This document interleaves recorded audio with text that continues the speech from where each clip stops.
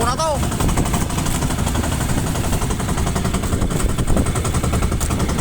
Ang aga dumadaan dito sa tapat ng payaw mga kaidol.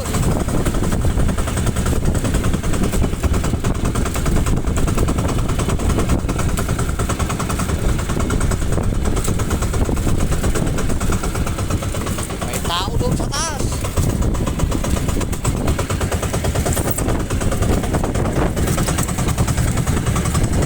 Kitaan natin ang isda. Woo!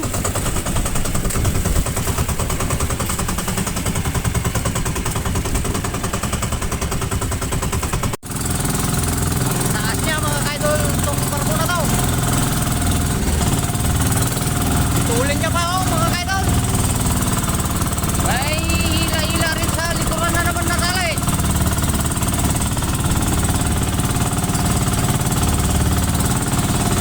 Huwag na lang natin habuin mga kaidol. Punta lang tayo sa payaw. Nangingitim pa dyan oh.